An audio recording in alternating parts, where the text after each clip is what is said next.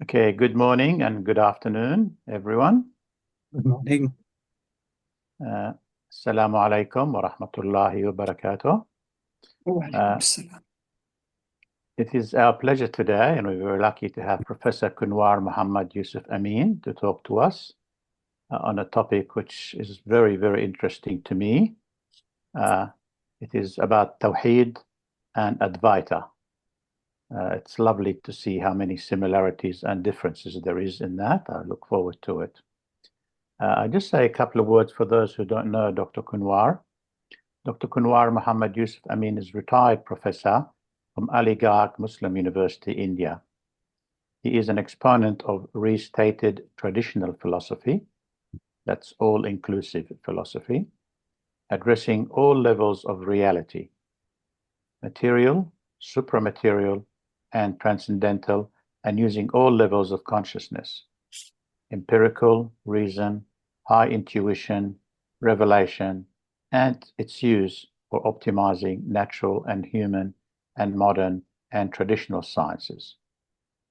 I'm so sure that so much more I can say about you, Dr. Yusuf Amin, but I will leave it to you to tell us anything else that you want to share with us about yourself.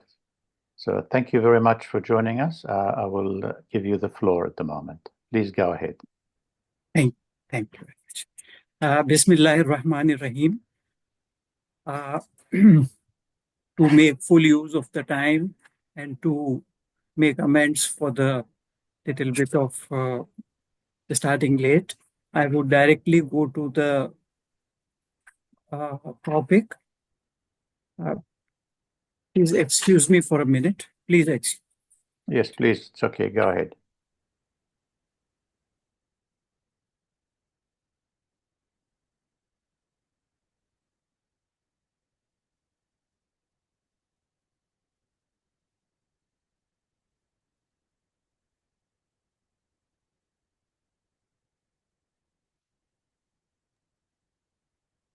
So the topic of my submission is Tawhid and Advaita.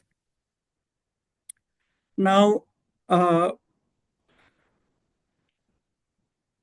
Tawhid is the basic religious principle of Islam, and Advaita is the highest theosophy of Hinduism. So this is a compromise between rigor and accessibility in terms. However, despite this intrinsic character, both of them, they are descriptions of ultimate reality. Both Tawhid and Advaita, they are at the same time a description of ultimate reality. Now, coming to further description of Advaita. Advaita is basically non-duality of Brahman and Atman, as it is also mentioned in the poster sent by Dr. Frank. So it is the non-duality of the Brahm or Brahman and the Atma or the Atman. I am more comfortable with Brahm without the half N and with Atma without the half N. So please excuse me for using it that way. This non-duality can be further made a little bit of more accessible as non-difference. There is no difference in the horizontal expanse and the vertical hierarchy of Brahm. Similarly, there is no difference, real difference between the horizontal and vertical hierarchy of the Atma, and no difference between the two, between the Brahma and the Atma. So that is how we can, using less guarded words, but I think the idea becomes more clear for largest possible type of people. So that's how we can further describe Advaita.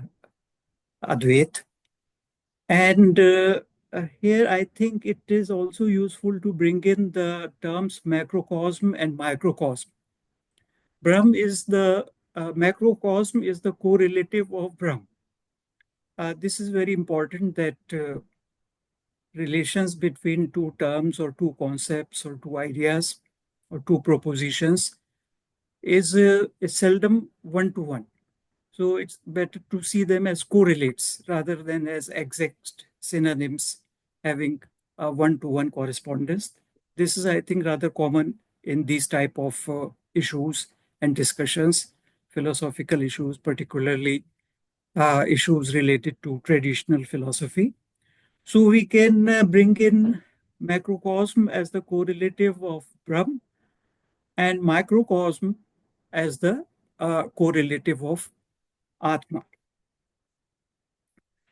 Now, coming back to Tawhid, a further description of Tawhid, rather the beginning description of Tawhid is that there is only one God, and he is without any partners. None shares divinity with him. So this is a simple description of Tawhid. But I think a little bit of profundity, which is very important and has to be spotlit right from the beginning, is that is the interpretation of La ilaha illallah. Most of the respected participants would be aware that Tawheed is described by the Arabic and religious and divine and revealed formula of La ilaha illallah.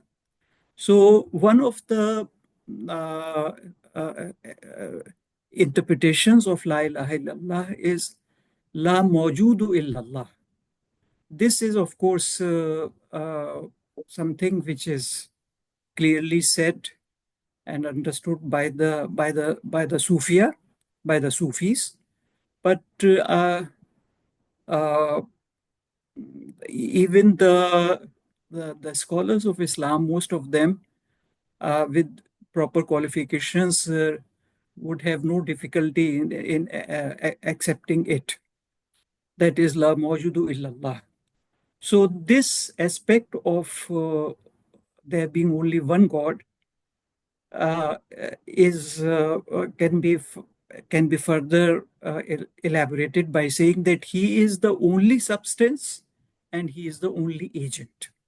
So this has to be kept in mind, because of course La ilaha illallah being a last revealed formula of describing God in reality is very full of meanings. So this aspect has to be kept before us. It is because it is on the whole, it is a comprehensive. It gives a comprehensive clarity to La ilaha illallah, and it is also related to our discussion. It is particularly related to today's discussion. So I think it is justified to bring in this little bit of interpretation of La ilaha illallah by the Sufia, that is La mawjudu illallah. He is the only substance and the only agent. The next issue is that of esotericism and exotericism. Now, this is again a dialectic with which all the respected participants would be well aware. So, first taking up Tawheed. Tawheed is basically an esoteric thing. This type of thing is usually expressed in the esotericism of other traditions, not in their exoteric aspect. It is usually present and reflected, of course, in other words, in as the esoteric aspect of non-Islamic traditions. And one can agree that it is basically something esoteric. La ilaha illallah is basically esoteric, but it appears very, very matter of fact, not only to the Muslims, but to the entire world who have some knowledge of Islam, that despite being intrinsically an esoteric proposition, it is the basis of the entirety of the exoteric aspect of Islam, or the religious aspect of Islam. How and at the same time, it is, as I submitted, it is intrinsically an esoteric proposition, but which very matter of factly appears as exoteric to Muslims and to the entire world when it forms the foundation of the religious or exoteric aspect of Islam. But at the same time, since it is intrinsically as esoteric, so the esotericism of Islam is naturally founded on Tawhid. But here I think we will have to add something to Tawhid when we try to understand it as the basis of Islamic esotericism. And that is the various explanations, esoteric explanations of Tawhid. The most common explanation of Tawhid, which is most widely, to my knowledge, which is most widely used by the Sufia, by the Sufis, is Tanazzulat Sitta, the six descents. The other scheme, which I personally did not find very common as a person living in the Islamic tradition in India and having the opportunity to meet and talk to Sufis and Islamic scholars, I did not find that scheme so familiar, but which has been given great renown and position by Schuon, and that is the Al-Haziratul Ilahiyya Al-Khams, the five divine presences. And they are, of course, very easily correlatable. And this correlation has to some extent been done by Schuon himself in his article, The Five Divine Presences, in his book, The Dimensions of Islam.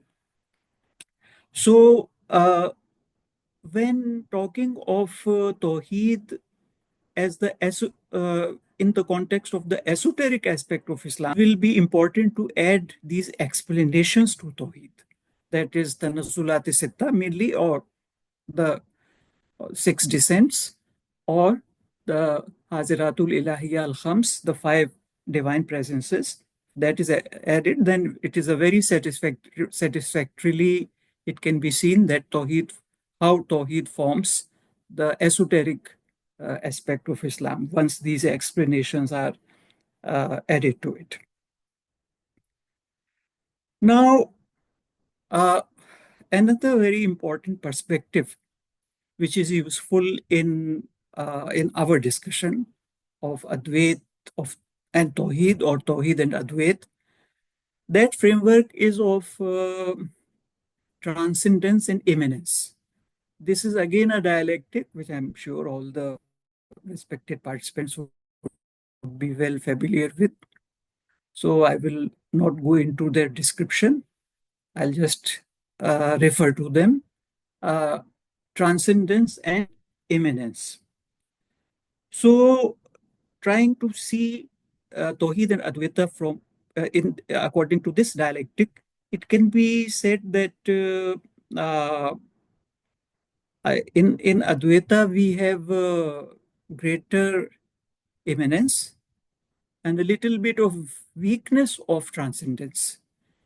Whereas in Tawheed, we have a very resplendent transcendence, but at the same time, a reasonable and moderate amount of immanence also is there. So a very strong immanence and a rather weak transcendence in Advaita, and a very strong transcendence and a moderate immanence in Tawhid. That's how we can uh, judge.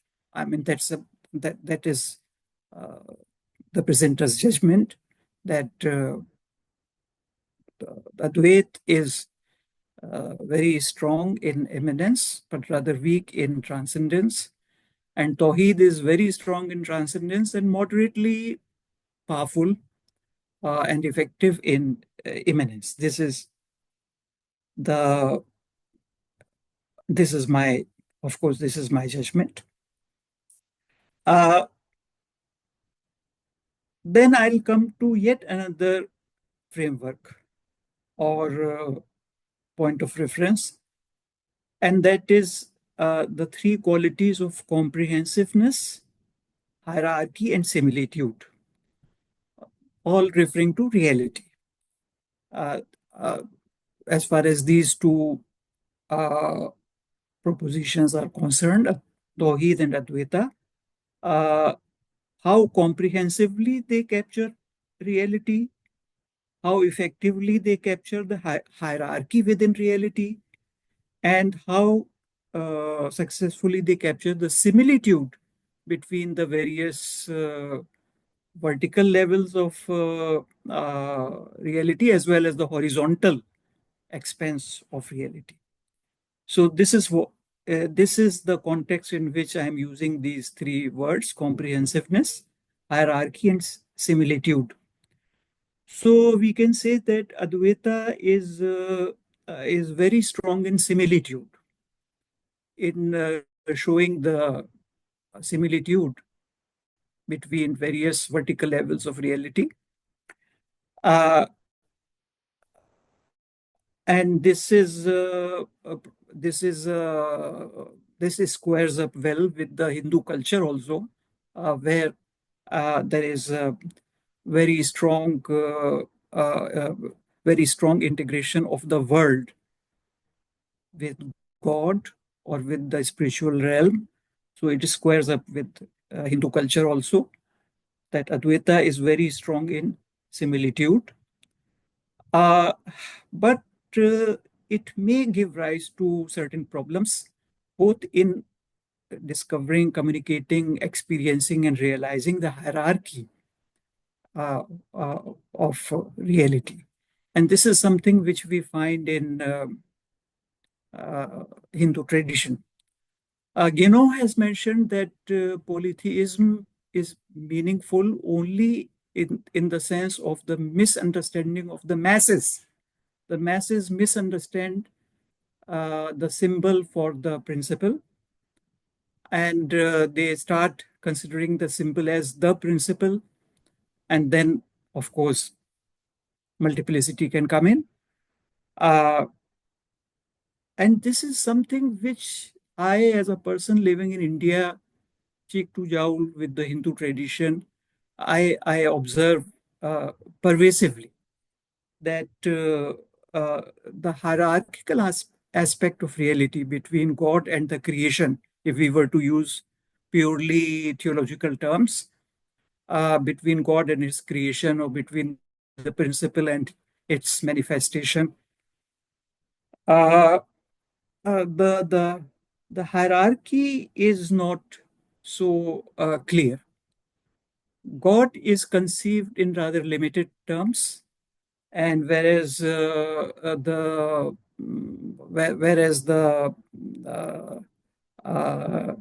veneration or being happy with the creation, it touches the realm of worship. I mean, the connection with, or the admiration of the creation or the manifestation sometimes becomes rather godlike. So this is something which I have observed. I mean, this is again my judgment.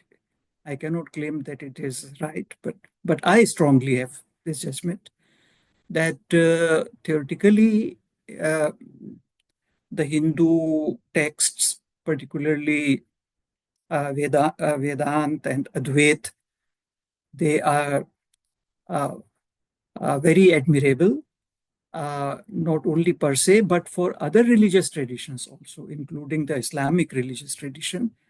It is admirable for them and it is useful for them also. But unfortunately, the Hindu masses, the Hindu civilization, or the Hindu culture does not reflect it. That hierarchy, which is implicitly present in Advaita, is not seen in the masses. And what to talk of masses, it is seldom seen even in the scholars and sages and highly spiritual persons. There also, this sense of hierarchy between the manifestation and the principle is not very clear. This is my judgment as a person living in India. So, Advait is very strong in similitude of the various levels of reality, hierarchical levels, but it is problematic with regard to hierarchy and interestingly, and which is not often noted in books and articles and theoretical discussions, it is weak in comprehensiveness also. Because uh, if uh, if a manifestational entity is treated as something divine, then it is very natural that the horizontal concomitants of that manifestational particularity would be lost. That that particular that particularity naturally belongs to a class. So out of this class, a particularity has been given divine veneration. So naturally, it happens that the other entities in that class of the particularities is missed because only one of them has been taken out, and it has absorbed the entire attention of the people. So the other things are missed. I'm sorry I could not think of examples in the time which I had for preparing for this talk. It would have been nice to have some examples of it, but at least at the uh, intellectual or analytical level, this is my idea. This is my judgment that Advaita obviously uh, uh, uh, gives rise to certain problems with regard to understanding and always remembering and then behaving according to the hierarchy between the various levels of reality, but also with regard to comprehensiveness. On the other hand, Tawheed is very strong in hierarchy. That's very clear. What to talk of La ilaha illallah, even Tanazulat Sitta, which is a very bold and free expression of La Mawjudu illallah. Even in Tanazulat Sitta, in most of the uh, uh, presentations of Tanazulat Sitta, because Tanazulat Sitta has been presented by many Sufia, each according to their own uh, manner. So there are some minor differences in various presentations of Tanazulat Sitta, but nearly all of them agree on the point that the first level, which is, which as far as I recall it now, is the muqam of ahadiyat, and which can be correlated with beyond being. In Neoplatonic philosophy, later Neoplatonic philosophy, it can be correlated with beyond being. So in Muqam Ahadiyat, there is no expression of the manifestation. That is totally the principle. Muqam ahadiyat is totally the principle. There is no whiff or the slightest indication of manifestation in ahadiyat, so much so that even the haqiqat Muhammadi, Allah sahibi salatu wasalam, even that haqiqat Muhammadi is not present in Muqam ahadiyat. That comes in the second level, which is, as far as I can recall just now, is Muqam Wahidiyat. So it is at that level that the Muhammadan reality or Haqiqat Muhammadiyah, Allah Sabiha Salatu Wasalam, it appears. So not only Tawheed as such, but also its esoteric formulations by very outspoken and exuberant Sufia. Even there is the highest level of reality is kept totally transcendent, and there is no slightest ripple of manifestation in that level of reality. Of course, there must be some hidden basis of reality. That's very obvious. The roots of the reality has to be there, but it is not at all explicit. Rather, there is a complete silence even on the Muhammadan reality at the level or at the first level, which is Muqami Ahadiyat. So not only Tawheed, but its full-blooded esoteric formulations also, they are very strong on transcendence. So Tawheed is very strong on, on hierarchy, because now we are talking in terms of comprehensiveness, hierarchy, and similitude. So Tawheed is very strong in terms of hierarchy. It is also strong in terms of comprehensiveness, because when all the manifestational entities are put outside the divine realm, then we do not have the danger of focusing only on one particularity of a class. So we are more likely to discover all the particularities in a class. So I think this can be correlated with the idea which has been pointed out, I think, by Schwann, that the Quranic statement with regard to the Holy Prophet Sallallahu Alaihi Wasallam, وَهُوَ إِنَّكَ لَعَلَى خُلُقٍ عَظِيمٍ, you have a great character and nature. The God is addressing the Holy Prophet, إِنَّكَ لَعَلَى خُلُقٍ عَظِيمٍ. So with regard to it, Schwann says that this indicates the horizontal amplitude of the personality of the Prophet, rather than vertical height. It refers to the horizontal amplitude. So this horizontal amplitude is very wide in Islam, and which is also visible in the Shariat. There are innumerable laws about huququllah, huququl ibad, the duties towards the mother, the duty towards the spouse, so on and so forth. So there is a very long list. So all this bespeaks comprehensiveness. So I think that this comprehensiveness of Islam, this long list of each type of things, each type of moral virtues, or each type of intellectual affirmations about reality, all this this expanse or this comprehensiveness is also due to Tawheed, due to Tawheed, because Tawheed cuts off the entire manifestation very categorically and decisively. In one way, it cuts it off. Of course, it connects it in another way, but in one way, it cuts it off very decisively and does not allow manifestations, even the prophets and even the angels, to participate in divinity.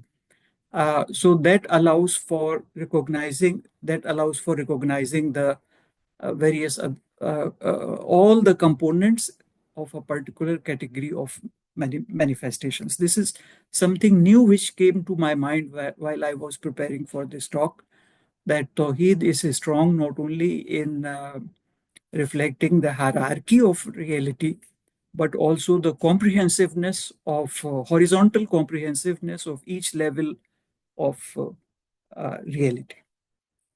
So that's how we can compare Tawhid and Advaita with relation to this reference of comprehensiveness, hierarchy, and similitude. Advaita is very strong in similitude, but problematic with regard to hierarchy and comprehensiveness. To my knowledge, this is in my limited knowledge, and this is not out of a conventional humility, but as a matter of fact, in my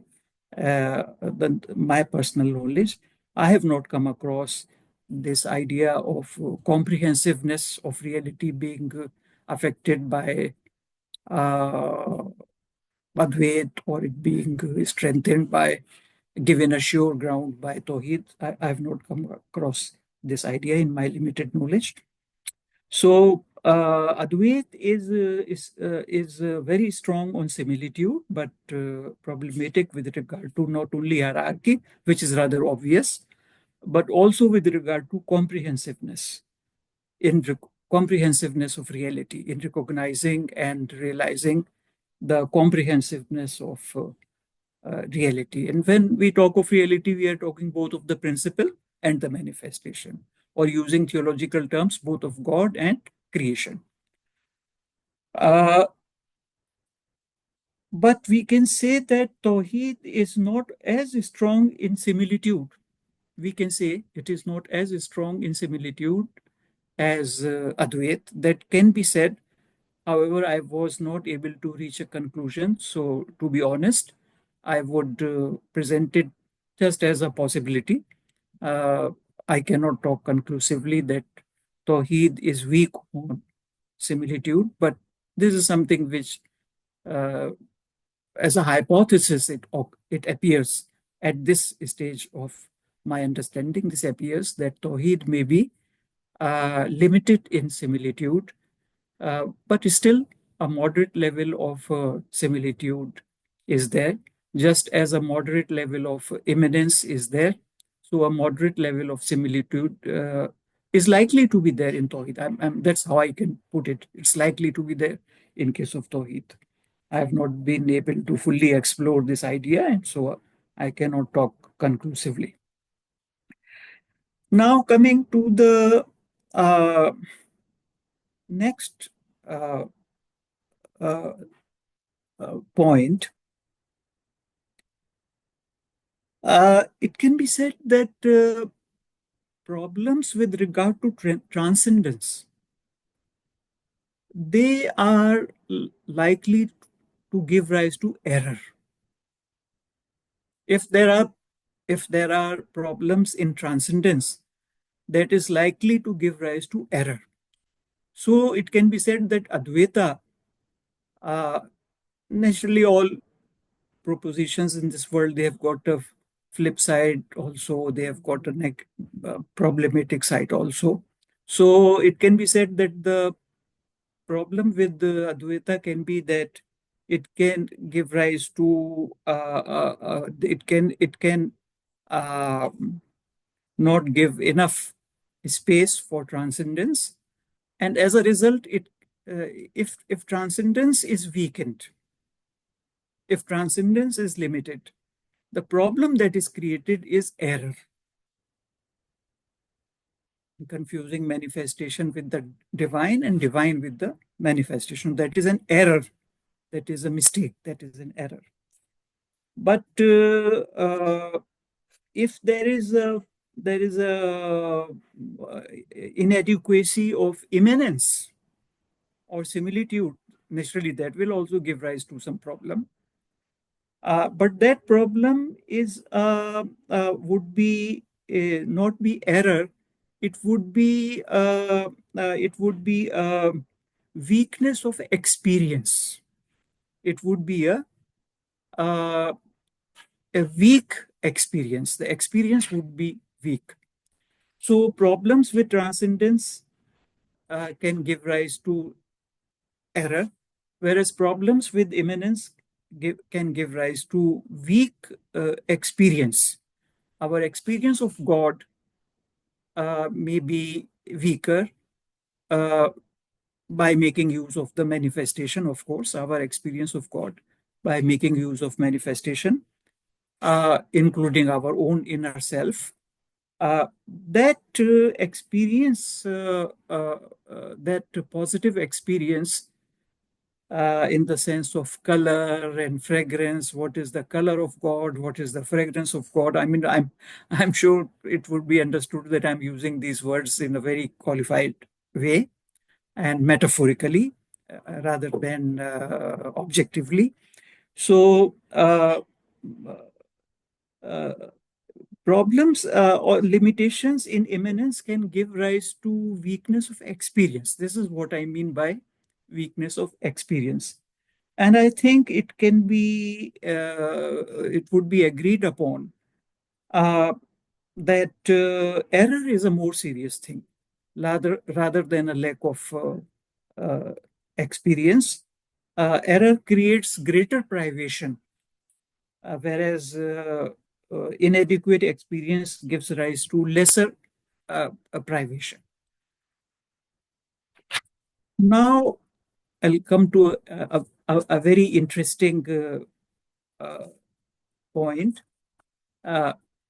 which is seldom talked about, and because it involves a lot of speculation in a positive sense, of course. And that is the fact that in India, we have both the earliest revelation as well as the final revelation. It is God's design that at least up to now, both of them are living together in India. Hinduism, as it has been pointed out by traditionalist authors, and it is very acceptable, it is, if not the oldest religion, it is the oldest living religion, Hinduism. So that oldest living religion is living as a neighbor with the final religion or Islam, or the newest religion, that is Islam, or Islam is living as a neighbor with the oldest living religion, Hinduism, as a neighbor. They are living together in India. And if what you write, it is true for the entire world. I mean, India is, of course, a part of the world. So in the world as such, both Islam and Hinduism are coexisting. So what implications does it have, particularly from the point of view which are becoming more and more prominent in our discussion, that is of immanence and transcendence? So from this point of view, what are the likely implications of these two religions, Hinduism being represented by Advaita in today's talk, and Islam being represented by Tawhid in this talk? The fact that Tawhid and Advaita are coexisting very closely in India and coexisting at the world level also. So I think that one of the divine things, again, I have to be very guarded, I have to be very provisional, because these are big statements. But of course, God has given us a tongue which likes to speak. So when something comes to our mind, we speak it out. And if somehow we can bite our tongue between our teeth, at least we cannot prevent our eyes from seeing things. As I think Schuon has pointed out, that the eye cannot stop itself from seeing things which come in its ken, which come in its range. So only with that excuse one can utter these big claims, and in a very they have to be tentatively uttered, and they have to be, as in the legal language it is said, without prejudice to other considerations, without prejudice to other considerations, other valid considerations.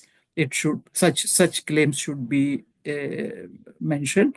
So we can say that one of the divine wisdoms in the fact of keeping together the oldest living religion and the final religion or the newest religion, is that both of them are strong in one respect and rather moderate or weak in the other respect. So the humanity as whole can learn from the other. So now we are talking of not Islamic tradition or Hindu tradition or Islamic civilization or Hindu civilization. We are talking of entire humanity, because all of them are, of course, they make up the humanity. I apologize for Christian and Jewish friends and Buddhist friends, because it was simply because of paucity of time that I could not bring in the correlations with these traditions. So they should not feel left out. I'm focusing only on Islam and Hinduism. It was only a lack of time that I could not find, but I'm sure, inshallah, it could have been found. The correlations, very clear correlations, would have been found with in Judaism and in Christianity and in Buddhism, and of course in Taoism and Confucianism. So uh, uh, one can so when we look at the level of humanity, where now humanity has got both Islamic tradition and Hindu tradition. Hindu tradition is strong on immanence, Islamic tradition is strong on transcendence. So humanity as a whole has got a very good has got a very good balance and very wide range of experience, of knowledge, of realization, having both dimensions. Because sometimes things are such that in order to be fully expressed, they cannot be put into one system. And then we have to make two systems and put one of the things strongly in one system and other of the things strongly in the other system, and then put those two systems together in a larger system. This is something which we see in history. I don't want. I would love to dilate on it, but because of the positive time, I could not go. I'll very passingly, I can just refer to the dichotomy of knowledge which has occurred in Islamic civilization. That some people are ulama, scholars of Islam, studying in madaris. Other people are scholars and scientists studying in the university. So this is a dichotomy. It is seen as a great misfortune, but by most modernist, even Muslim scholars. But in my opinion, it shows divine ingenuity, because quantitative science could not have fully expressed itself if it had to adjust with the theological or esoteric aspect of Islam and vice versa. So God created this situation that we have two type of institutions, educational institutions, but both of them are within the ummah. So the entire ummah becomes the beneficiary. It gets the benefit of full-blown quantitative science as well as the deepest of universalist metaphysics and a very spiritual religious insights and teachings. So this is the only other example which I can mention over here. But it seems that this is one of a very universal and general type of divine ingenuity, that in this manifestation, because of its limitations, some things cannot be expressed fully in one system. So God does it this way, that he has two systems. And in one of the system, one thing expresses fully, in the other system, the other thing expresses fully, and then both these systems are put in a higher system. So I think this seems to be the greatest divine wisdom in preserving the coexistence of Islam and Hinduism, or Islamic tradition and Hindu tradition, or coming to the topic of today's topic of Advaita and Tawhid, and respectively immanence and transcendent. So thank you very much. I'll stop here. Alhamdulillah. I'll stop over here. And I think that the rest of the aspects can be better covered with greater pleasure to the participants also can be covered in the discussion or the questions or the comments. Thank you very much. Over to the organizer. Thank you very, very much, Dr. Yusuf Amin. That was amazing. There's a lot there, and I know you just touched on everything. You covered a bit of this and a bit of that, which is fantastic. And you have an amazing ability to put into words what words cannot describe. So you struggled immensely to do that, and you've done very well. We're going to open this for questions, as you suggested, on comments. I have two levels of questions, actually, two list of questions on this side and list of questions on that side. I don't want to go through all of them and stop others from asking, so I'll allow the others also to ask. But I just want to mention first that well, the one level of questions I have is about the topic about the things that you said. But one other thing I want to say about what you haven't said. So I'll just start with what you haven't said, just to get an idea where you actually see them fitting in. One in the Advaita, they have the concept of Maya, and I think at Tawhid, I know we use the word kashf. I think they're related. You uncover what's covered. So covering is what they mean by Maya. I'm not sure. Another concept I don't know if there is such a concept in with the Ibn Arabi's Tawheed is the karma. Is there a thing as karma? I know in the Quran they talk about the forgot the words now in Arabic, al-qadr, qada and qadr, with the karma is something similar, or and things like that. And also in Islam there is as-sirat al-mustaqim is mentioned as a very important thing in the first ayah. And that in the Advaita they have, of course, a path to move from one level to the other, to go up the ladder of stations and develop states of consciousness. So I don't know, you didn't talk about these, which is fine. Maybe that can be another time. Maybe that will take too long. I'm not blaming you for not talking, but I felt these are very important things in being fairly central in both of these. What do you think about those? Maya and kashf, karma, and qada and qadr, and the path, or as-sirat al-mustaqim? These are really very fascinating ones, and this Maya came to my mind very explicitly when I was preparing. But again, in order to keep it tractable and not allow it to become intractable, I chose to exclude it. Sure. And I'm happy that at least we have brought it up. And I will respond only to Maya, not to the other 3 points. That's okay. Because that would make it that would use up too much time on the one hand, and I have not thought of them also while preparing for this talk. Good. So with regard to Maya, it is very clear that Advait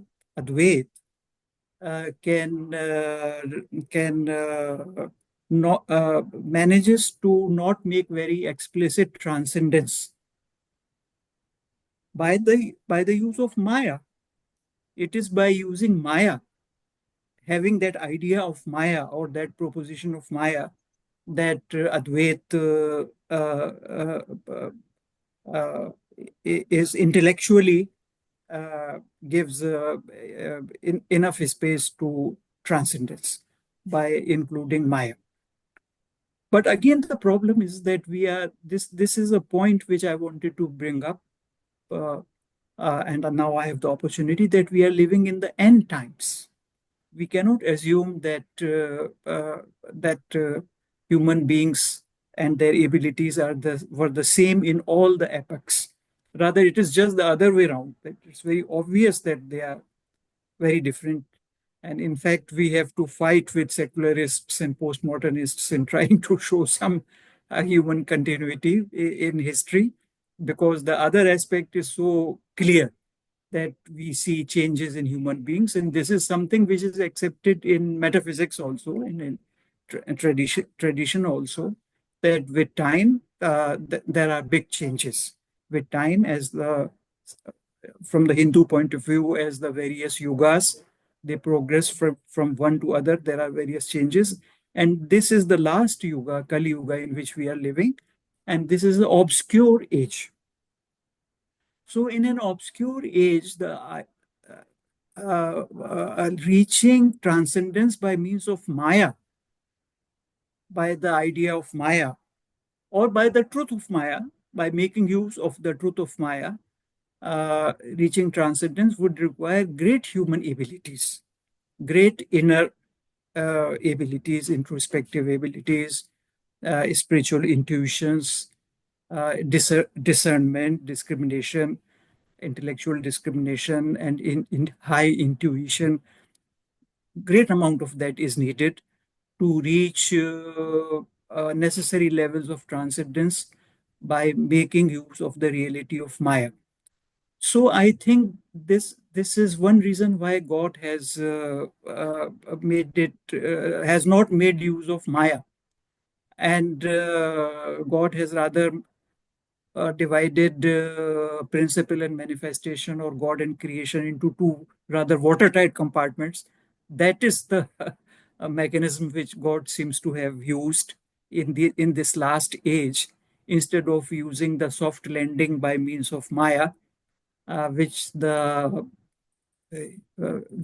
did while revealing the Vedas and this earliest living religion of Hinduism. Because in that age, human beings had great abilities, inner abilities. They could use Maya to arrive at transcendence uh, without dividing principle and manifestation, or God and creation, into two rather watertight compartments. That was possible at that time. Now it is very difficult. We cannot say that it is totally impossible, but at least I think uh, most of us would agree that it is difficult in these days to do so. So this could be again one reason why Islam did not make use of Maya to maintain transcendence, despite talking of non-duality. Uh, Islam did not use Maya. Rather, Islam divided the things into two. So I think Maya is something very important, and it also helps us to explain why in Hinduism there is Advait as the highest thing, and why in Islam it is Tawhid as the highest thing, with the watertight compartmentalization between God and the creation. It makes these things more comprehensive, this idea of Maya. And the fact that these days it is difficult for human beings to make use of Maya, to make use of Maya and thereby attain the required levels of transcendence without breaking up the principle and manifestation into two rather watertight compartments. Very interesting. If you were in the same city as me, I'll come and see you every day for 3 or 4 hours to discuss this for a few months and see how far we go. But I will not do that now. Thank you very much for that, for your answer. Thank you. Does anyone else like to make a comment to ask questions? Please, if you do. If you will allow me, I'll just use 2 minutes to make a point related to karma. Okay. I cannot say something very holistic about karma, because I did not think over it. But one very important point is that in Hinduism, karma seems to be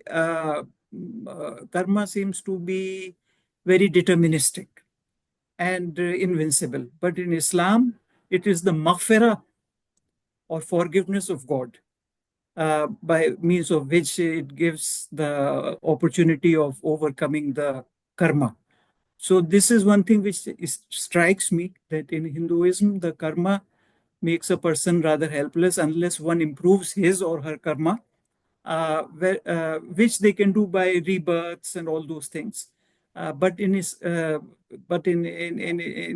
Islam, a big part of it is done by means of maghfirah.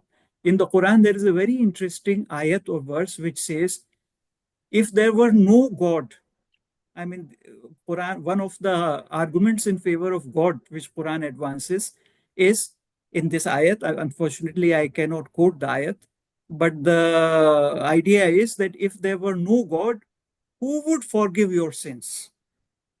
That it is only a person like God, it is an entity like God who can make you free of karma, if we were to use this language. And there should be someone who can make you free. There must be some arrangement for getting freed from karma. So this is one very interesting ayat in the Quran. So this is one point about karma which I wish to mention, that in Hinduism it seems to be rather overpowering, but in Islam it is in Hinduism, there's a hard way of overcoming karma by many rebirths and then doing the good karmas. But in Islam, there's a simpler way of hoping for the maghfirat or forgiveness of God. In the Quran always talks of istita'at, man istata'atum, to the extent of your ability. Do things to the extent of your ability, whether it is taqwa or piety or it is iman or faith. In the Quran, often the adjective of man istata'atum, to the extent it is possible for you, is mentioned, and then God will be merciful to you. He will make up the deficit, and things would be fine. So this is again a difference between the Hindu tradition and the Islamic tradition. Yeah, the problem comes is that when, you said before, La ilaha illallah is also translated by Sufis as La mawjood illallah. So if it is La mawjood illallah, then when we talk about worship and even forgiveness, who worships who and who forgives who if there is only one? There is no other mawjood. Only one is mawjood. So yeah, what do you think about that? The answer seems to be that it is in the very definition of creation or manifestation. Although it is nothing but God by other means or in other form or in other mode or in other shu'un, using Arabic word, or tajalli, but it is in the very definition of that tajalli, of that shu'un or that descent. It is in the very definition of it that it should have those limitations. Okay. And then the higher part forgives the mistakes of its own lower part, its own, which yes.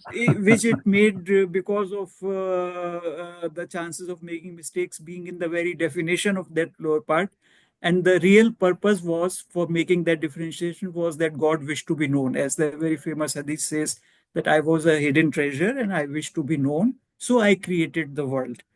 So he bifurcated himself into two parts, and the lower part could know him, and by definition it could also commit mistakes. So the higher part takes upon himself to forgive the mistakes of the lower part.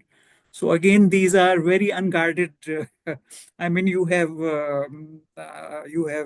taken me into this minefield of making these very big statements. I'm sorry, and they I'm not should trying to. with tentativeness. They are made with tentativeness and without prejudice to other teachings of Islam or metaphysics. Thank you very much, Dr. Yusuf. Thank you. Is anyone else like to make some comments or ask some questions of Professor Yusuf Amin? Yes.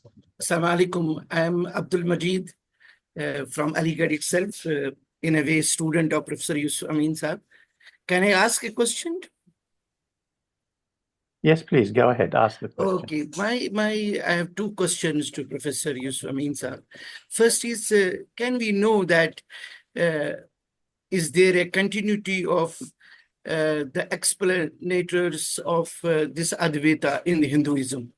And in our contemporary times, who are the personalities who are in a way, exponents of this idea as it has been over the centuries?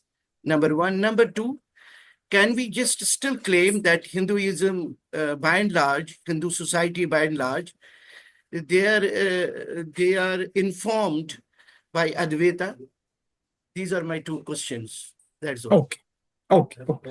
So as far as your second question, as far as Dr. Abdul Majid's second question is concerned, the answer is very clear that the great majority of Hindus have no idea about the intellectual description of Advait.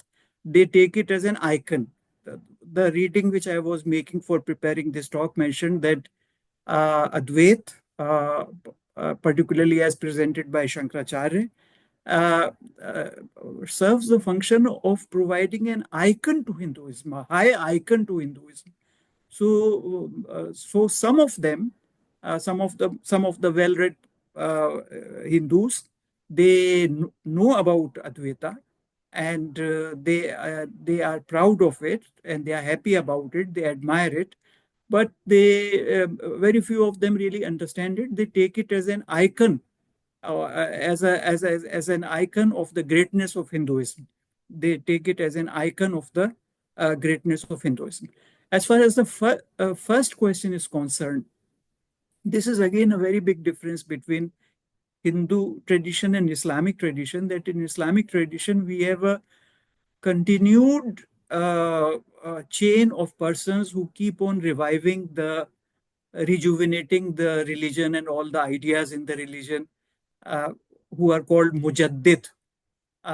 This is not so clearly present in Hinduism. Of course, some sort of tajdeed or revival would have been there, otherwise Hinduism could not live as a tradition, which of course it is living with many problems, with many issues, but still it is living as a tradition. So there must be some some mechanism for revival and rejuvenation and refreshing the teachings of Hinduism and in their true sense. But this is not so clear and evident as in Islam. As the Holy Prophet says that in every century, God will arise a reviver in my ummah who will rejuvenate religion, and this we clearly see. And in this age, we have Shah Waliullah. This is again a name which should be widely known and should be made a point of departure for understanding Islam. One morning, I was just musing to myself, and an idea came to my mind that my confidence in Delhi as the capital of Muslim India is second only to my confidence in Islam. So, in very non-elliptical and straightforward terms, it would mean that India is one of the seats of the vastest, most comprehensive, and most correct understandings of Islam. India is one of those seats, and still it is that type of seat because Shah Waliullah and his followers, they belong to Delhi, they belong to Muslim India. So it is not so clear in Hinduism. And as Ananda Kumar Swami has pointed out, who was a great collaborator of Geno, he pointed out that there are very few Hindus who really understand the true meaning of sansar, that is rebirth, or and other issues, including Advaita. And so much so that writing to Sarton, the historian of science, the father of history of science, he mentioned in one of his letters that Radha Krishnan is considered to be an exponent of Hindu tradition, but actually Radha Krishnan is an exponent of the Western concept of Hindu tradition or westernized Hindu tradition. So this is really a big problem, that in Hindu tradition we have very few adequate revivers or continuators of the teachings, but they must be there. They must be there.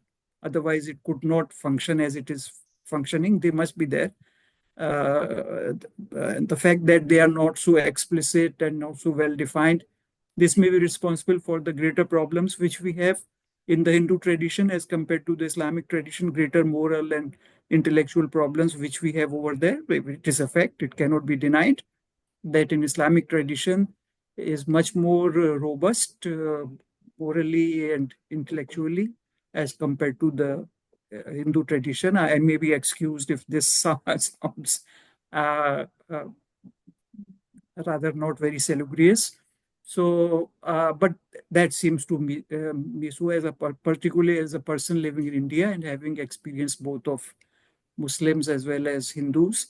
So, addressing his first question, I would say that this is a problem in Hinduism, which has been recognized by Ananda Kumar Swami himself, that the most fundamental ideas and propositions of Hinduism are not only not understood, not only poorly understood, but actively misunderstood by a great majority of Hindus. Thank you very much, Dr. Yusuf. Does anyone else like to ask a question or make a comment, please? If I'm allowed, the last question I suppose I have is how humanity can benefit, what Muslims can do to benefit fully philosophically from their whatever is strength with them, and benefit from what are the points for in the Hindu tradition. And as you say that if we make use of both these traditions, humanity can benefit. What Okay. is the, can we just get some roadmap, intellectual or philosophical, or what is the what is the roadmap for the future? Right. This brings us to another independent topic and issue, which is that of interreligious dialogue and interreligious cooperation. Or so that is an independent topic, but one or two principles of that relationship can be mentioned, which will be relevant to this topic also, that what we can benefit. The first thing is that it is the borrowing tradition who should decide what is to be taken, how it is to be modified, where it has to be placed, so on and so forth, rather than the donor, because that would become a means of colonialism and cultural imperialism and all sort of political misuses. So this is the first principle, that in interreligious interactions, it should be the recipient who should decide rather than the donors. This is one thing. The second thing, that the most knowledgeable among the recipients should decide, because these are things in which the emotional and sentimental distortions these days are being so pervasively being concocted and presented, that if we have the safeguard of the recipient taking the things, even then there would be great danger of the less knowledgeable of the recipients taking things which are subversive to their tradition rather than useful for their tradition from the other tradition. So these are the two principles with regard to religious or interaction of different traditions in general, which are relative over here also, that it should be the recipient tradition which should decide which terms to take, how to modify them, where to place them, and this should be done by the most knowledgeable persons among them rather than the hoi polloi or the generality of the masses. There's a recipe for disaster.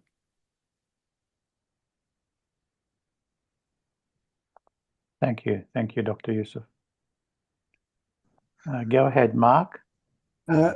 Dr. Amin, you just used the word recipient, but in this context, could you please just explain which is which? I couldn't quite.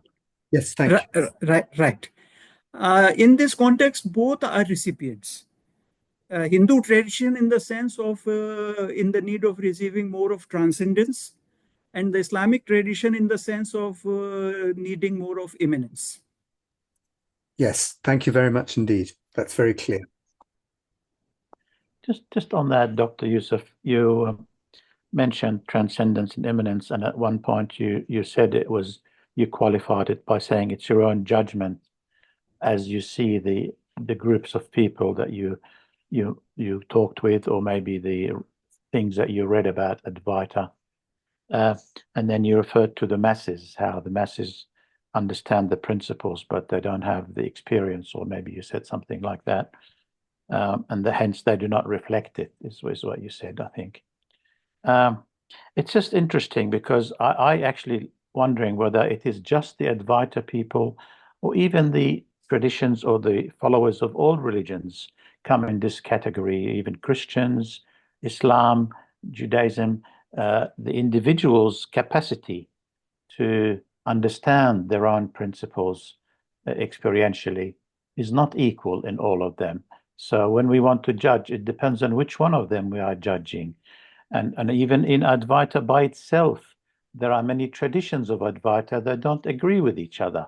So if we are to judge them and say they are lacking in transcendence, maybe there's another one which isn't lacking in transcendence. So that's very true. It's very, very, yeah. I mean, I have personally, this is why I'm interested in this. Personally, I have been doing Hindu kind of meditation for so many years.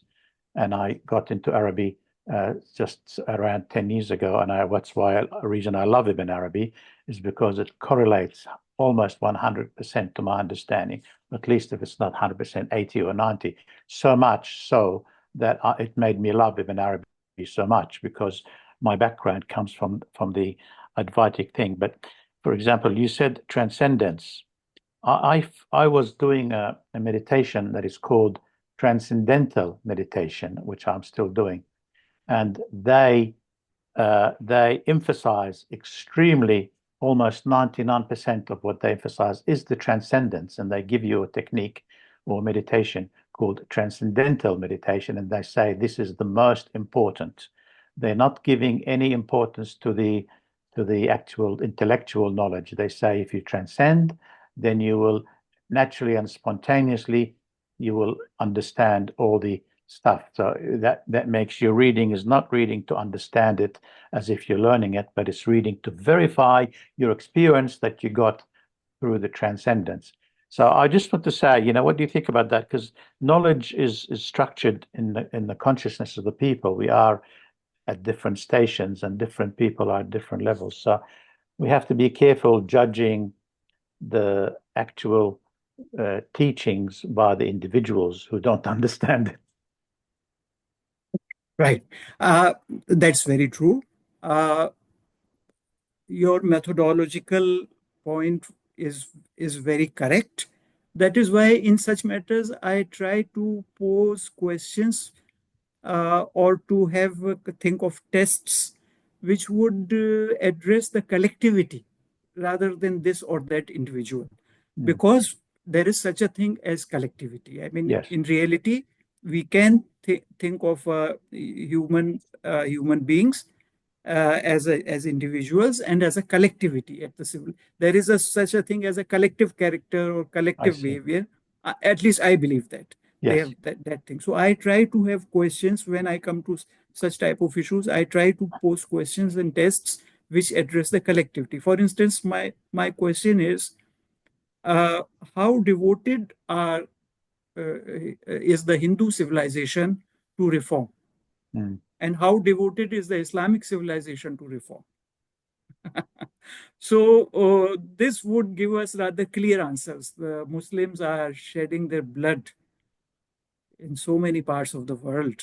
I mean, for the last century or so, they have been doing it just for reform. They are not ready to accept evil. But in Hindu civilization, we find acquiescence or resignation to evil. Oh, this is Kali Yuga, and this is an obscure period, and what can be done? We have to tolerate all this thing. Whereas, again, Ananda Kumar Swami has made a beautiful point. He has said that although in Kali Yuga, falsehood is easy and truth is difficult, but it is my duty to be on the side of truth. This is a point which very few Hindus understand, and they don't. Whereas in Islamic tradition, hundreds of thousands of people belonging to all levels of society, from the highest ulama and intellectuals to the village dwellers, They are ready to shed even their blood, which is not a small thing. They are ready to give their life for reform. So this shows that there is some problem in understanding, uh, which explains this great difference in behavior. So I try to think of questions and tests which can address the collectivity rather than this or that individual or this or that interpretation. Or coming to Advaita, they are full-fledged schools within the Advaita. It's very clear that there are full-fledged, and some of them are very beautiful and very strong on transcendence. I fully agree with you. But again, it's a matter that the common people don't seem to understand. And I get support from Geno, not on this issue, but in general, Geno has mentioned that there is a phenomenon in traditions that the masses, they do not understand, and then they reduce the symbols to the principle. So Geno has pointed to this fact in general, that this happens, this misunderstanding. And again, the rejoinder can be that, can this misunderstanding not happen in Islam? The answer would be that in Islam, this misunderstanding is lesser and less short-lived and less pervasive. That's all it can be said, because firstly, God has in his mercy and in his wisdom, in his ingenuity, he has revealed Islam in such a ways which is more easily comprehensible for people of lesser abilities. And then he had made very clear-cut mechanisms like a rejuvenator or mujaddid every century or so. So because of then the presence of madrasas and masajid, which is so pervasive in Islam, the institutions, religious institutions. If you go to a masjid, you can see that even little children, they are learning such deep things over there in the masjid by the simple explanations of the village Maulvi.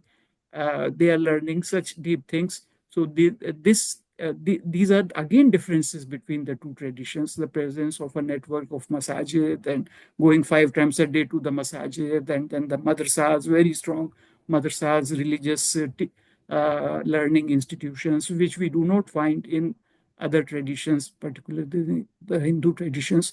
So Hindu tradition. So again, we can say that it is not only the behavior in which we find the difference, that this jihad and shahadat is so common in the Islamic tradition, whereas in the Hindu tradition, we find compromises on much cheaper things also. We find compromises. And as Kumar Swami has said, that would be wrong, but that happens. That is a fact. And then we also don't find these mechanisms over there, the masajid and madaris and going to the masajid 5 times a day and things like that. Thank you. So I try to address the collectivity. That's very good. That brings me to enticing me to ask you a question. If we add all the Muslims and the Hindus and the Christians and the Jews and every religion in the world, what collectivity do we come to as a world in total? Because the world is running now by the collectivity of the whole world. It's not the collectivity of just one tradition that is running the world. It's all of us together, because the leaders are basically doing what the collective is enticing them to do, isn't it? Two Quranic ayat come immediately to my mind as soon as you raise this question. The one is أعوذ بالله من الشيطان الرجيم تعاونوا على البر والتقوى ولا تعاونوا على الإثم والعدوان. Cooperate with each other in good deeds and in piety, and don't cooperate in injustice and transgression. This is one thing. The second thing is that even in an apparently very exclusivistic behavior of preaching or inviting people of other religion to one particular religion, even in that rather exclusivist behavior, the Quran says, Ya ahlal kitabi ta'alu ila kalimatin sawa'in bainana wa bainakum Allah na'budu illallah. O people of the book, we are inviting you to Islam, but by Islam we are inviting you ta'alu ila kalimatin sawa'in bainana wa bainakum. We are inviting you to a principle which is common between you and us, that we should worship none but Allah. So this is the second principle which all religions should follow, that even if they have to invite, they should invite to their own religion as a more consistent version of the principles of that religion itself and of all religions. This principle is one in all religions. Maybe it's more consistent, more effective. In that sense, the invitation is there. So these are the two ayat of the Quran, that cooperation for all the good we agree upon. And number two, even when inviting others to our religion, we should invite them, not saying that, oh, you were foolish and now for the first time light has come. But we are inviting in this way, that we are inviting you to the same principle which you hold also as the principle. But maybe here it is more consistent, it is stronger, it's more effective, something like that. Yeah, very beautiful. Thank you very much. Thank you. Shoaib, you had your hand up and you put it down. Is that because you're patient and humble, you want to wait? Do you like to go ahead and ask your question? I don't think I raised my hand, but I think I just reacted to one of the comments. That was a reaction. Okay. So, but I did have something in my mind. One of the things that Professor Abdul Majid Khan did raise, that how do we, the comment that Professor Yusuf Amin made about that we have these two systems and humanity has the benefit of using the stronger characteristic of each of those systems to their own advantage. But that reminded me of the article by Kumar Swamy, Paths That Lead to the Same Summit. And I was discussing this with one of my professors, one of my university professors, who actually, made me, invited me to this group. So this is my first time here. I'm very grateful for that. But one of the things that I did think about while reading that article is that while these all different paths do lead to the same summit, but we are not some impersonal entities. We, as a soul, we have a journey to fulfill. And that journey is very subjective. So it's not really a question, and you did answer it, Professor. But I think I would really appreciate if you would comment more on that, because when the soul, it's very subjective and a very personal journey to take to the summit. But when we think about that, we can make advantage of a different tradition. But on the different hand, the journey is personal. It's very subjective. And to make use of another tradition is to locate yourself to a different path, so to speak. So I don't know, any comment on that would be I'll be very grateful. This is true that ultimately, as someone has said, maybe some Neoplatonian philosophers have said, it is the flight of the alone to the alone. So that is the reality of our wayfaring, that it is the flight of the alone to the alone. So that would be a better formulation, I think, safer formulation than subjective, because subjective has got so many connotations, many of whom are erroneous. But even if we use the term subjective, the subjectivity has to operate by choosing between the truth and falsehood, which is objectively clear. This is a very important thing. This divides metaphysics from postmodernism and relativism.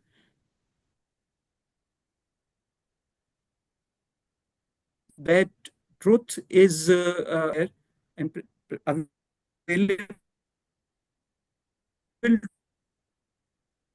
to us. Activity should be exercised to make the judgments for selecting the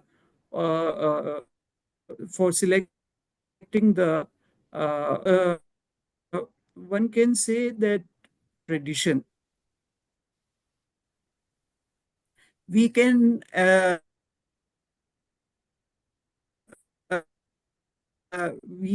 have more. They are doing the best they can and using the best which is present in their tradition, then God will definitely have,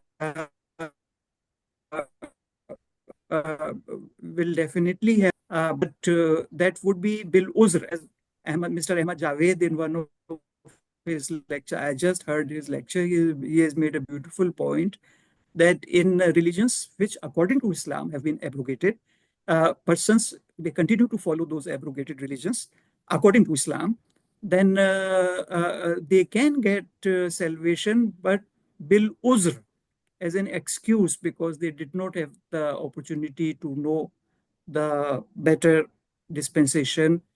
So as an excuse, they can get it bil uzr, not bit tahaqquk. Whereas if a person chooses between the best tradition, so this subjectivity has to choose between various traditions, number one. Number two, it has to choose between various interpretations of one's own tradition. So, and for that, it should believe that the truth is objective. It has got objective criteria, and they should try to master those objective criteria in order to know the truth by selecting between various traditions and by selecting between various interpretations within the same tradition. This is, I think, is all which can be said in this short time for this very intricate question. Thank you for your answer, Dr. Yusuf Amin. That's lovely. Does anyone else like to ask a question? Maybe we can make this the last one. Yeah, just a brief question. If, of course, I love the lecture, Dr. Professor, the way you have given the parallel description of the Advaita versus Tawhid. And of course, Ibn Arabi is very clear on that. And you did cover beautifully about this Maqam al-Wahidiyya and Maqam al-Ahadiyya. And that is very beautiful with this Tasbih and Tanjih. But one thing, I am, of course, I haven't done much study in Advaita, this non-duality, where the Brahman is the sole reality and the world is Maya. But so one thing I wanted to understand is, they say that Brahman appears as the world without undergoing actual change. So there is a terminology I heard which is called Vivarta Vada. Would you like to say something about that? Is that what they are understanding? Can you please repeat the term? The Vivarta Vada, which means the Brahman appears as the world without undergoing actual change, because that has a similarity in Islamic understanding, because Inna Allah Ganiyul Anil Alameen, because Allah is independent of the cosmos, because his Zat, which is Maqam al-Ahadiyya, so that is Huwa Ahadun be Zatihi, Huwa Wahidun be Sifatihi wa Asma'ihi.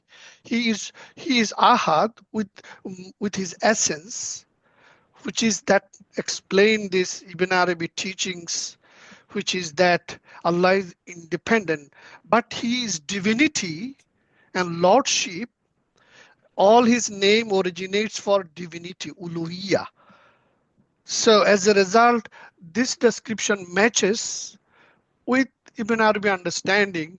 If that is the case, that the Brahman appears as the world without undergoing actual change. Because it's just like a tajalli. Ibn Arabi talks about that this dunya is his tajalli, borrowed existence, a reflection of the divine reality, which is Maya in one sense.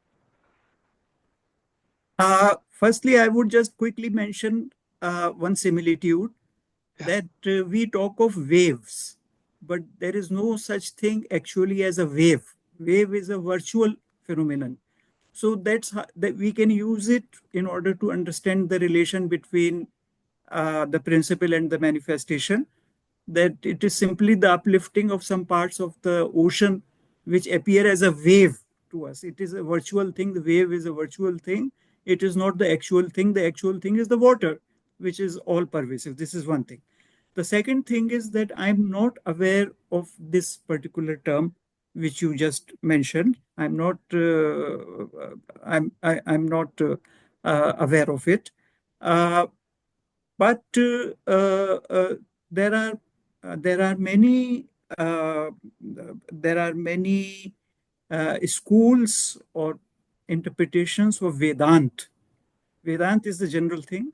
Many schools of the Vedanta, which all of them basically come under non-duality. The dominant character of them is non-duality. Somewhere it is explicit, at other places it is implicit. But Advaita is the common character of Vedanta. Even the so-called Dvaita, there is a particular school in Vedanta which is called Dvaita, by, I think, Madhava, presented by Madhava. So, but even that Dvaita is Advaita. If we explore it intellectually, then it turns out that it is also Advaita. So I think it can be agreed upon that the entire Vedanta, and by reference the entire Vedas and the Hindu tradition, it is Advaitic, which is non-dual. So there's a big difference between saying that with regard to principle and manifestation, there is non-duality, or saying that there is unity. Unity is a positive affirmation and non-duality is a negative affirmation. I did not have the time to bring in that also. Tawhid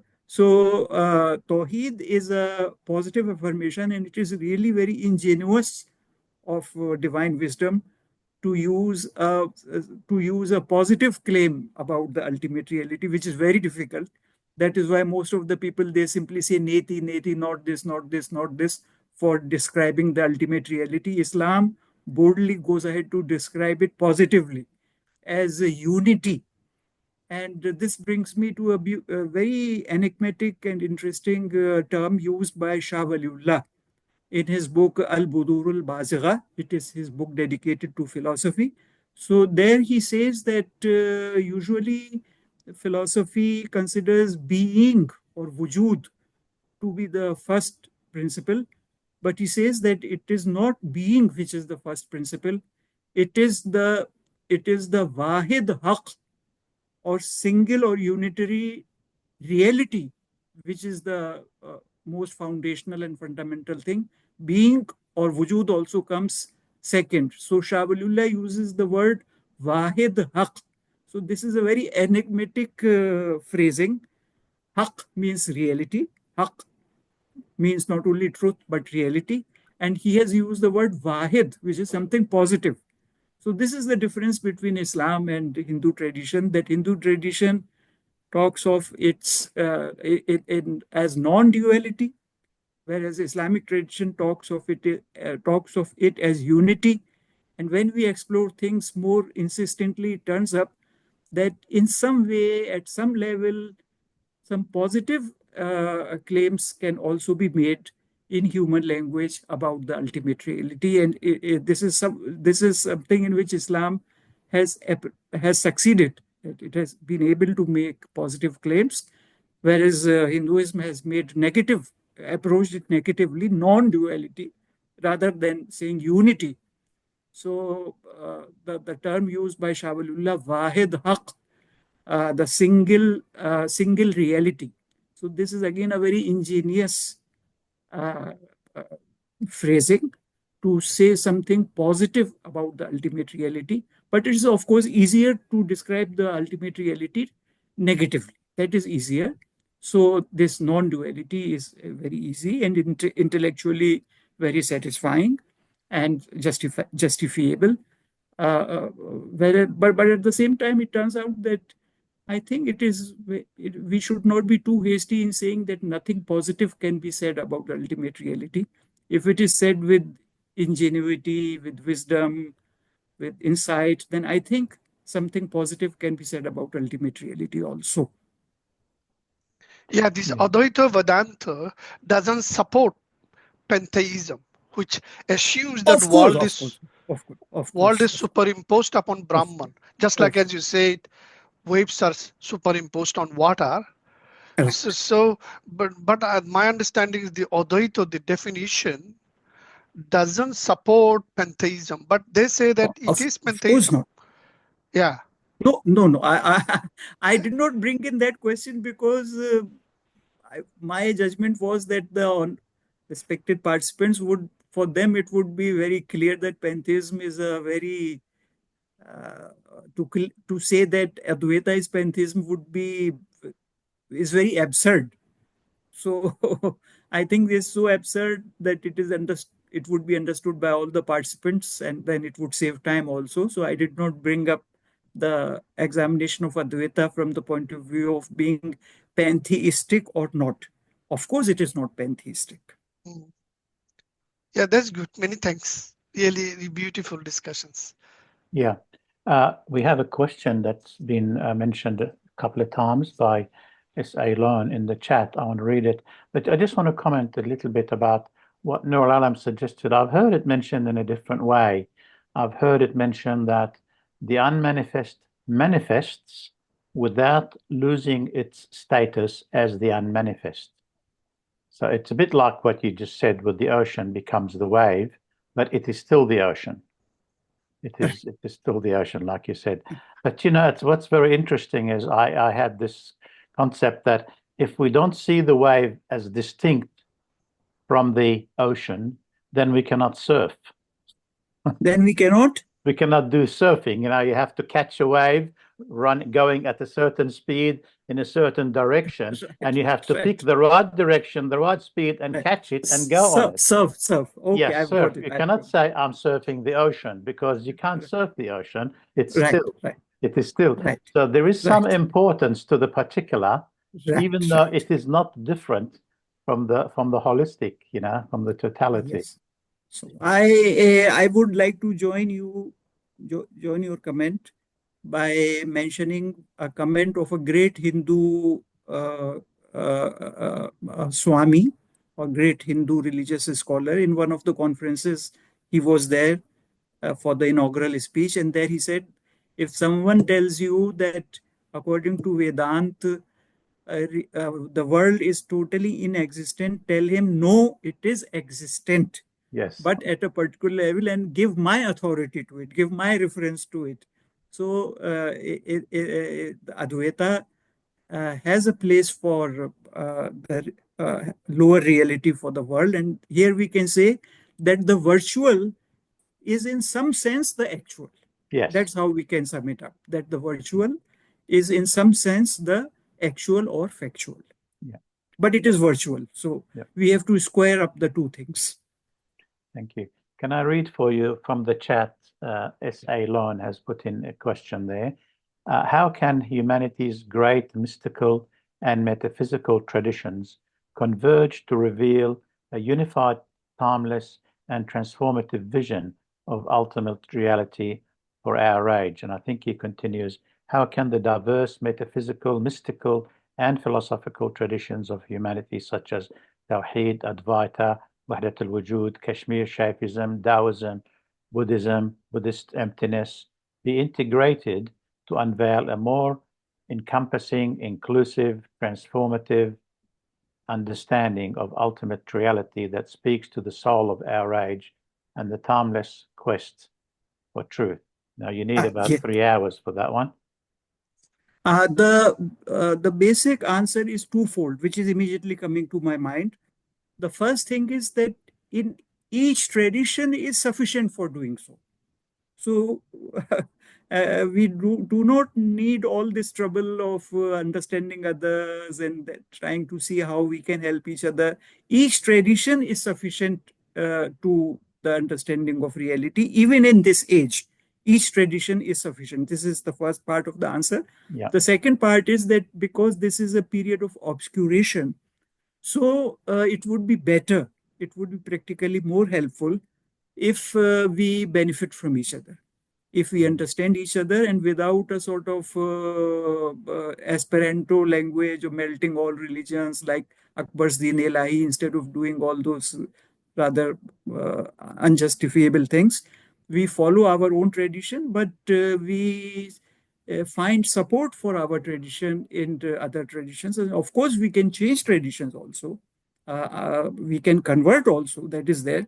But even that conversion should be without denying the overall truth of everyone, of both the religions. As the Quran says, Ya Ahlal Kitabi, Ta'alu ila kalamatin sawa'im bainana wa bainakum.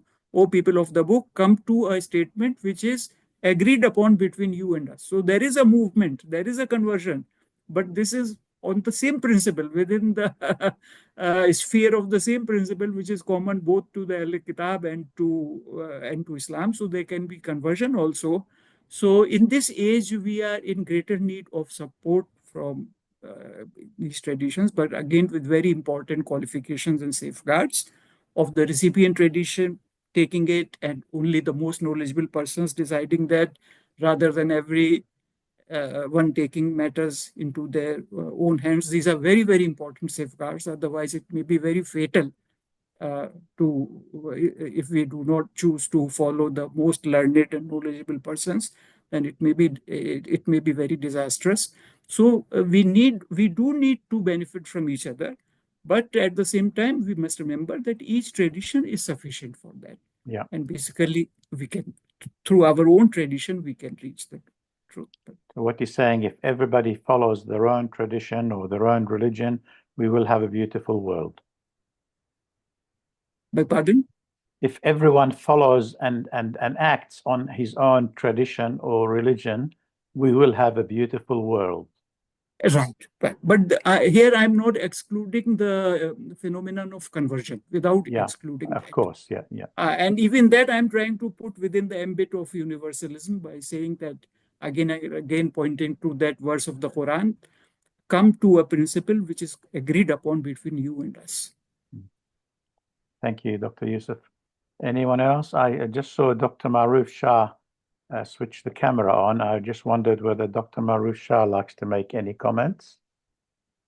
He's the one that invited me to ask you to join us. Are you there, Dr. Maruf?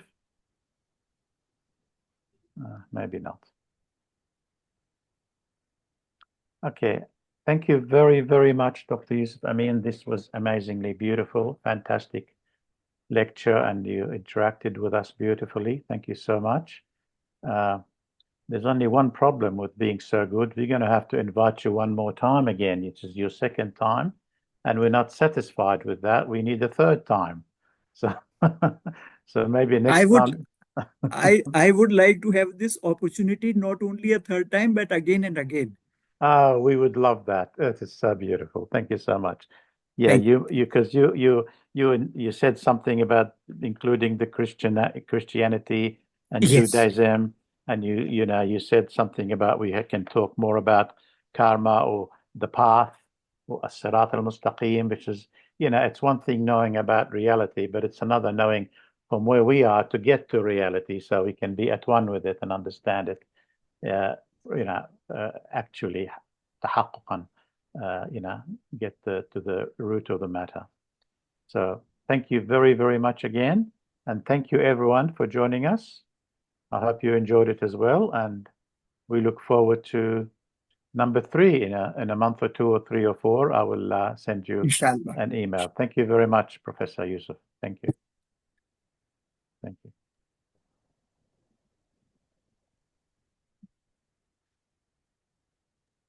Thank you very much indeed.